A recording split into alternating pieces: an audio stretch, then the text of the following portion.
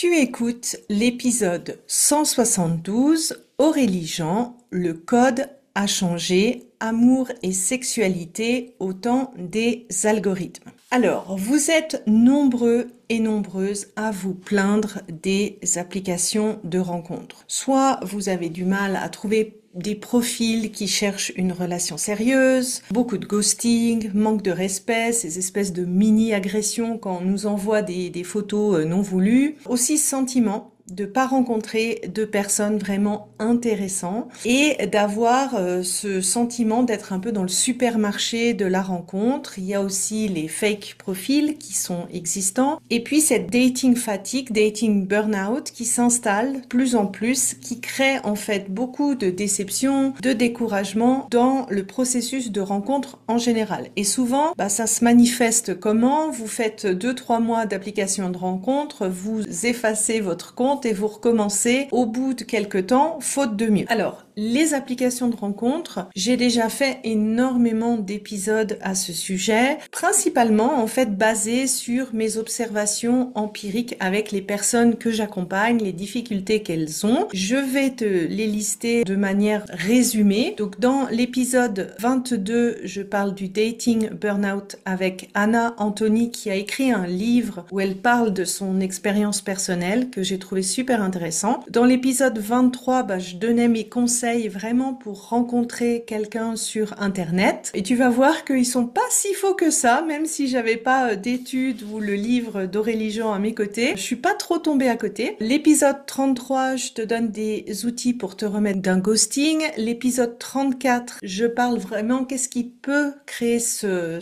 phénomène de frustration. Tu vas voir ma perception, mais tu verras qu'elle rejoint assez ce que dit aussi Aurélie Jean en fonction de cette algorithmisation et qu'est-ce que ça crée. Et dans l'épisode 129, tu as un coaching en live sur les applications de rencontres. Dans cet épisode, j'avais envie d'être beaucoup plus factuelle et c'est pour ça que je me suis basée sur ce livre que je trouve super, qui s'appelle Le code a changé, amour et sexualité au temps des algorithmes. J'ai pas réussi à l'avoir sur le podcast, mais je vais essayer de vous faire un bon résumé du livre. Je vous mets également dans les notes de l'épisode sur mon site une interview qu'elle avait fait avec le podcast de Louise Amara, Single Jungle, si vous voulez aussi l'écouter. Et j'avais envie de clôturer aussi cet épisode avec mes conseils parce que finalement, une fois qu'on voit les biais, les difficultés, ce qui peut arriver, c'est de dire moi les applications de rencontres, c'est fini, je veux plus en entendre parler. Et pour moi, même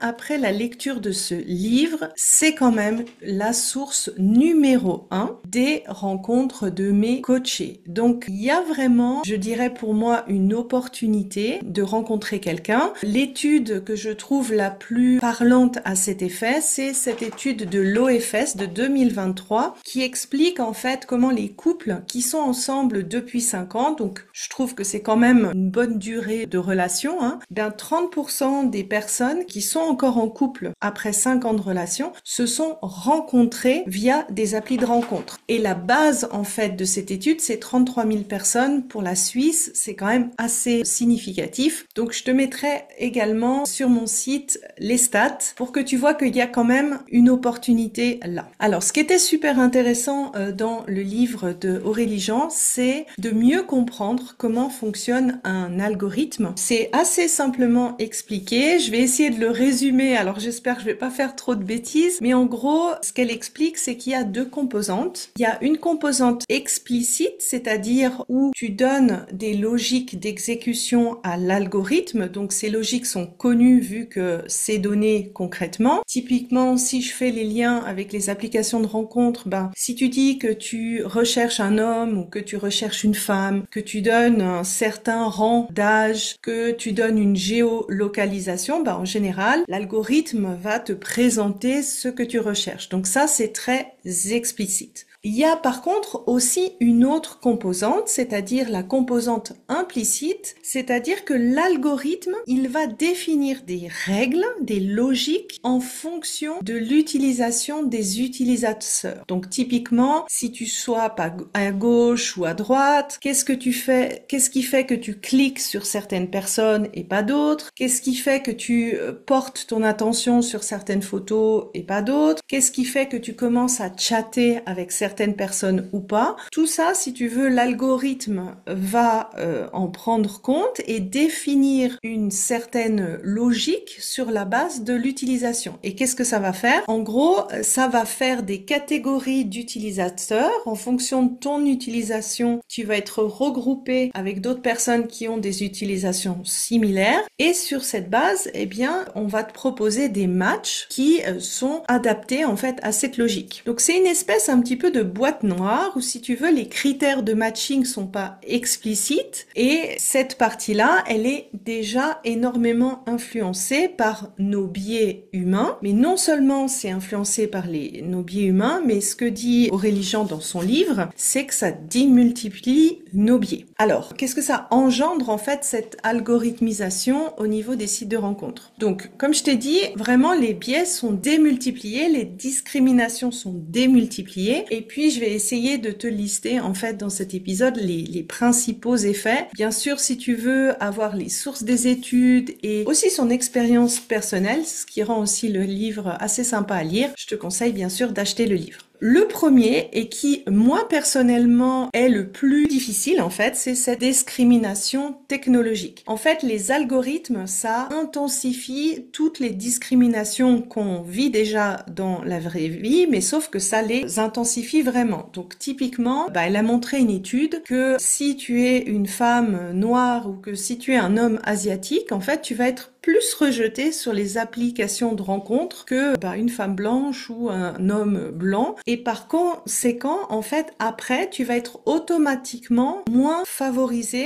en termes de degré d'attractivité. Même chose au niveau du poids. Si tu as un surpoids, c'est aussi moins valorisé. En termes de patriarcat, alors ça, c'est le truc qui m'a hérissé le plus de poils, mais en gros, plus tu es une femme qui a un bon niveau de revenu, moins tu es attractive en tant que femme. Qu'est-ce que ça implique également? C'est il y a moins de mixité, c'est-à-dire que les algorithmes, ils vont te proposer des profils qui vont ressembler aux tiens. Qu'est-ce que ça va faire? Ça va minimiser la mixité sociale, par exemple le fait que tu rencontres quelqu'un qui appartient à une autre classe sociale que toi, mais aussi plein d'autres critères. Et des fois, en fait, ce qui est utilisé par les algorithmes pour définir de quel type de classe sociale tu appartiens, c'est des critères qui sont assez dans l'extrapolation. Un exemple qu'elle a donné qui m'a assez choqué, c'est typiquement dans les photos que tu télécharges. La mise en scène que tu mets dans tes photos, les habits, le fond qu'il y a sur les photos, eh bien, ça serait le reflet d'une certaine classe sociale et automatiquement, en fonction des photos que tu télécharges, eh bien, ça va te matcher avec certaines personnes plutôt que d'autres. Donc ça, c'est pour tout ce qui est discrimination. Ce qui va aussi être renforcé, c'est ce que moi j'ai essayé d'appeler cette discrimination personnelle. C'est-à-dire que tu es avec ton téléphone en train de choisir des personnes et ce choix, en fait, ne se fait pas dans un milieu social. Donc, tu t'autorises par conséquent à être plus extrême peut-être dans tes choix que ce que tu serais dans la vraie vie. C'est aussi ce qui explique pourquoi certaines personnes sur les applications de rencontres ont des comportements plus irrespectueux. Typiquement, ghoster, envoyer des photos non sollicitées. Dans un bar, il y a quand même pas mal de barrières pour que quelqu'un le fasse, alors que sur une appli, il n'y a pas cette barrière ou cette pression sociale qui finalement oblige les gens à être un petit peu plus tolérants, plus respectueux, plus ouverts dans leurs actions. Et donc, qu'est-ce que c'est cette discrimination personnelle? C'est typiquement cette tendance à exclure des personnes trop rapidement, soit parce qu'elles correspondent pas exactement aux critères que tu t'es donné, mais ça peut être des choses assez superficielles. Typiquement, la personne n'a pas un t-shirt qui te plaît, tu swipes du mauvais côté, ou elle a le prénom d'un de tes ex et puis du coup, tu swipes aussi, ou tu aimes pas le décor de leur appart. Donc finalement, si tu veux, cette spontanéité ou ce côté rapide dans le choix fait que ça renforce ton côté discriminant et que donc tu loupes potentiellement l'occasion de connaître de belles personnes. Le troisième point qui est assez évident et je pense que vous en rendez compte de plus en plus, c'est la cristallisation de l'autre. En fait, sur une application, tu as quelques photos de la personne et un descriptif de profil. Pour moi, je dis toujours, c'est 20% de l'information. Tu sais pas comment la personne parle, comment elle bouge, quel est son charisme, quelle est son attitude. Donc forcément, qu'est-ce qui va se passer? Ton cerveau et ton système nerveux, ils aiment pas l'inconnu. Donc ils vont se faire une idée de cette personne et avec seulement 20% de l'information, tu peux te tromper dans le bien, c'est-à-dire que tu peux imaginer que la personne, elle est standard et puis quand tu la rencontres, elle est beaucoup mieux que ce que tu penses. Et puis bien sûr, tu peux être déçu parce que tu t'imagines, tu te fais une idée de la personne qui est beaucoup mieux que ce que la personne est et quand tu rencontres cette personne, tu es forcément déçu. Ce qui se passe aussi dans la cristallisation, c'est que toi aussi, tu es finalement victime des algorithmes. Tu as bien compris, si je fais le parallèle avec Instagram, que une photo avec le bon filtre, le bon angle, tu vas augmenter tes chances d'avoir un petit like, et bien automatiquement et inconsciemment, tu vas essayer de maximiser ça en fait sur les applications de rencontres. Et le risque, c'est que tu montres une fausse image de toi. Donc quelque part, ça va renforcer tes chances d'être matché, mais aussi, qu'est-ce qui peut augmenter? C'est ce côté, ce que tu montres comme profil sur les applis, et quand les personnes te rencontrent, il y a une espèce de déception parce que il y a trop d'écart entre la réalité et ce que tu montres dans ton profil. Un autre aspect, c'est la marchandisation des rapports. Alors c'est pas forcément dû à l'algorithme, mais c'est plus par rapport au fait de dire, je choisis parmi un catalogue de partenaires potentiels et qu'est-ce que ça peut faire par automatisme? C'est qu'il y a ce sentiment de offre et de demande, donc de compétition, de pression, et finalement tu tombes plus dans l'offre et la demande que deux personnes qui se rencontrent et cherchent à se connaître. Un autre point, c'est en effet le but de ces applications, ce n'est pas de se mettre en couple parce que leur business model est vraiment basé sur ton célibat. Donc leur but, ce n'est pas de réduire ou de t'aider à te mettre rapidement en couple, je dirais voire le contraire. Et enfin, le dernier point qui a peut-être pas été mentionné dans le livre mais qui a un vrai impact et que je trouve est vraiment dû au fait que c'est une application, donc une application sur ton téléphone, c'est cette addiction en fait aux applications, comme toutes les applications que tu as sur ton téléphone. Moi, je le vois rien qu'avec Instagram. En fait, elles sont vraiment faites pour t'inciter à consommer plus. Donc, il y a vraiment le mode de récompense avec des shots de dopamine et ça, qu'est-ce que ça fait? Ça a tendance à te rendre de plus en plus accro. Ce qui était aussi intéressant de lire et de voir, c'est que finalement, ces algorithmes, ils influencent aussi la rencontre et pas forcément la rencontre que dans les applications de rencontre. J'ai essayé de lister un petit peu ce qui a été mentionné dans le livre, mais j'ai aussi voulu lister finalement les conséquences que moi je vois en fait dans cette algorithmisation de la rencontre. Alors la première chose, c'est vraiment la démotivation dans le processus de rencontre. Ça, je le vois énormément avec les personnes que je rencontre, c'est qu'elles se mettent sur les applis, souvent elles commencent intensivement sur les applis et qu'est-ce qui se passe au bout de 2-3 mois? Pouf, ras-le-bol général, mais pas seulement ras-le-bol des applications de rencontres, mais ras-le-bol des rencontres. Ce qui, au final, en fait, te dessert parce que tu as besoin de rencontrer suffisamment de personnes pour rencontrer la personne avec qui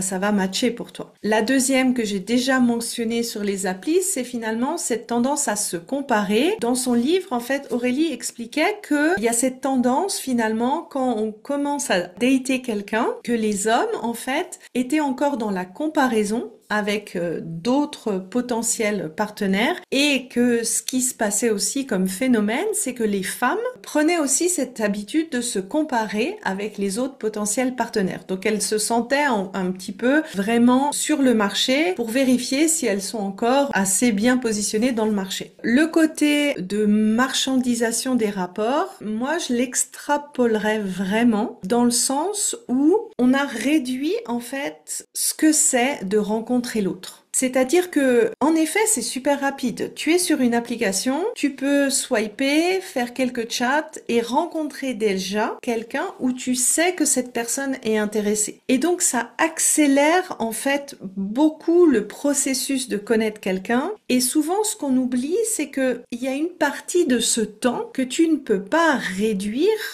même si tu rencontres des amis, tu as besoin de multiplier les échanges avant que ça aboutisse à quelque chose. Et le but, c'est justement de partir à la découverte de l'autre et en partant à la découverte de l'autre, ça va peut-être aboutir à quelque chose. Donc pour moi, vraiment, cette marchandisation des rapports, ça a un gros impact sur quelles sont les attentes pour connaître quelqu'un et ce temps que tu y passes. J'en ai parlé dans l'épisode 126 sur comment se faire des amis à l'âge adulte parce que pour moi, rencontrer quelqu'un, ça passe aussi par apprendre à connaître cette personne comme si c'était un ami aussi. Le deuxième facteur que moi je classe, et ça c'est vraiment mon avis personnel, c'est ce côté de hyperconnexion. C'est-à-dire que tu es connecté à plein de personnes sur tes réseaux sociaux, sur les applis, mais être vraiment dans la qualité de connexion aux autres, eh ben c'est plutôt proportionnellement inverse. Et pour rencontrer la bonne personne pour toi, tu as besoin d'avoir des échanges de qualité, pas seulement dans la superficialité. Et un autre avis qui est l'avis personnel de Aurélie Jean, qui est pas basé sur les algorithmes, et je trouvais intéressant de le mentionner, c'est que pour elle, en fait, ce côté de application de rencontre, ça implique en fait une baisse de tes propres standards. La quatrième conséquence aussi que je trouve, c'est finalement trop de choix tue le choix. Et la tendance que je vois sur de plus en plus de coachés, c'est un peu ce FOMO, ce fear of missing out, qui crée énormément d'indécision dans le choix du partenaire. Est-ce que potentiellement je peux trouver mieux? Est-ce que si je m'engage avec cette personne, eh bien je risque de potentiellement diminuer mes chances avec en attendant un peu, en retrouvant quelqu'un? Et forcément cette indécision,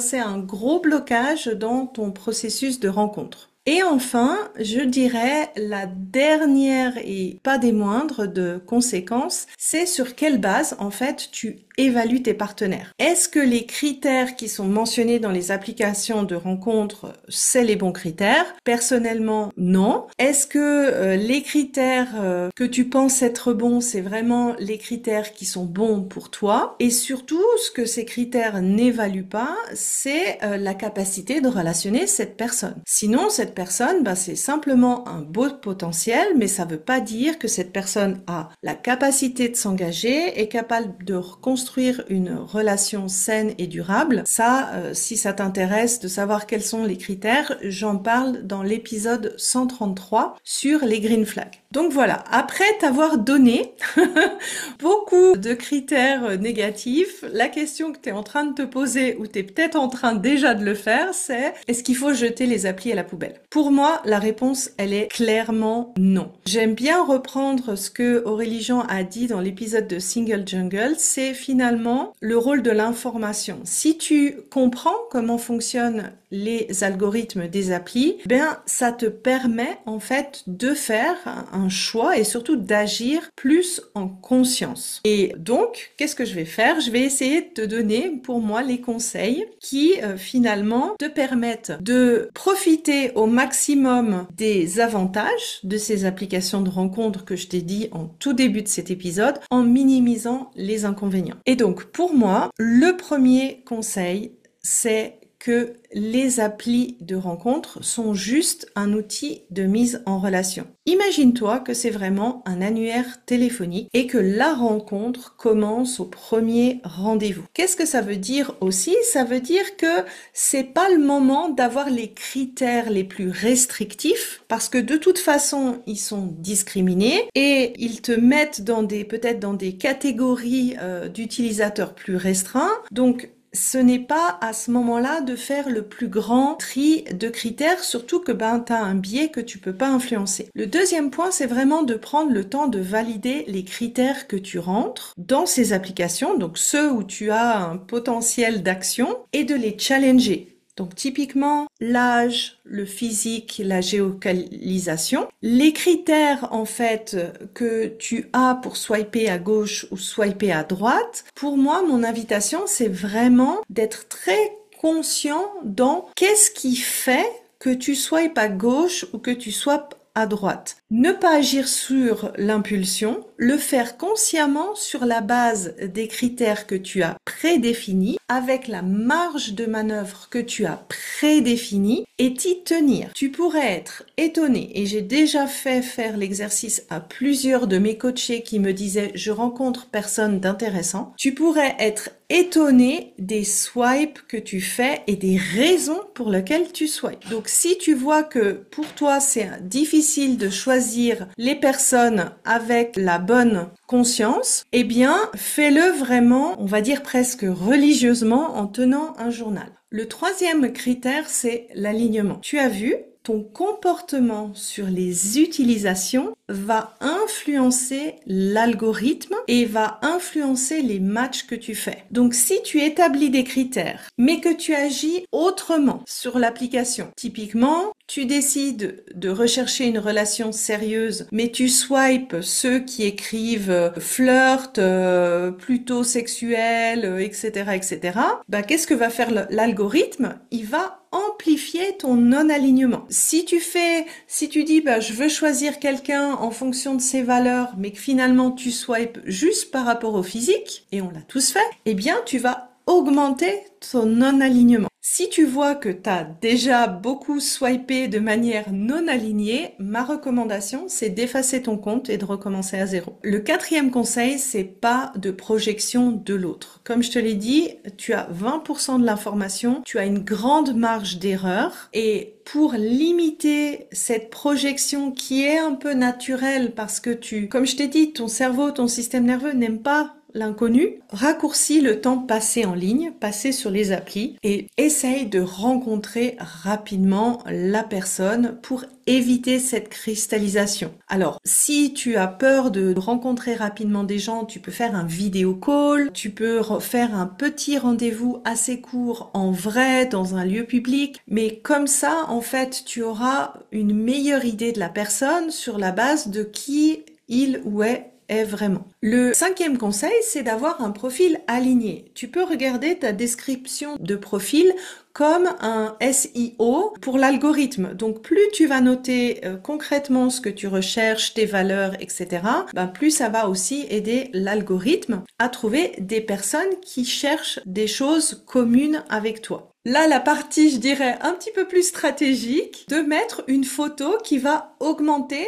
ton taux d'attractivité. Donc, si tu sais ce qui marche sur les applis sur Instagram, eh bien, fais-toi plaisir, mais au moins une photo qui est optimisée pour ça, pour augmenter ta note d'attractivité. Autant jouer aussi avec l'algorithme et aussi mixte, par contre, avec des photos qui sont plus normales pour éviter en fait que l'autre se fasse une mauvaise image de toi. Le sixième conseil, c'est vraiment de déterminer un temps maximum que tu passes sur tes applis. Trop d'utilisation des applis, pour moi, ça nuit à ta santé mentale. Tu dois trouver un équilibre qui marche pour toi, c'est-à-dire où tu as le sentiment de continuer à vivre ta vie, de faire les choses qui te nourrissent, d'avoir un bon équilibre en termes de santé mentale, de confiance en toi et juste utiliser les applis pour augmenter le nombre d'opportunités de rencontres que tu as. Quand tu as cet équilibre-là, ça te permet d'utiliser les applis suffisamment longtemps pour rencontrer suffisamment de personnes qui peuvent t'intéresser et ne pas laisser tomber les rencontres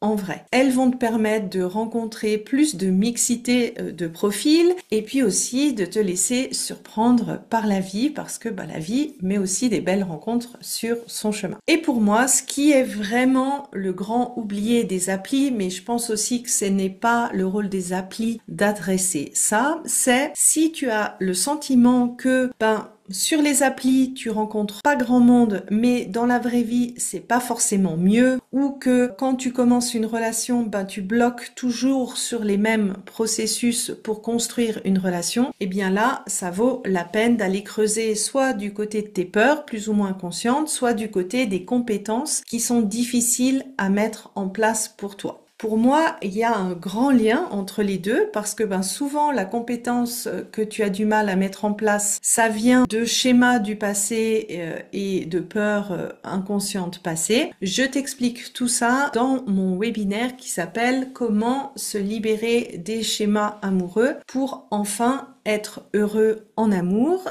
Tu peux le retrouver sur mon site sous sandykaufman.ch/fr/passé. Et si tu as envie d'aller plus loin sur ce sujet, tu as bien sûr mon livre S'ouvrir à l'amour. Et si la solution se trouvait du côté du nerf vague, c'est vraiment un guide pratique pour justement aller creuser qu'est-ce qui te bloque. Et puis la deuxième partie du livre, on va justement, je te donne des outils vraiment pour travailler sur la compétence qui t'a manqué. Donc ça, c'est vraiment la première étape. Et bien sûr, si tu veux approfondir ce travail et également être coaché sur ton utilisation des applis, tu as mon programme S'ouvrir à l'amour. Donc voilà, j'espère que cet épisode t'a plu, que tu es toujours positive par rapport aux applications de rencontres, positives ou positives, pour les deux c'est la même chose. Et voilà, je me réjouis de te retrouver la semaine prochaine pour un prochain épisode. Écris-moi volontiers en DM ce que cet épisode t'a inspiré. Si tu as des questions, n'hésite pas à me contacter comme d'habitude sur mon Instagram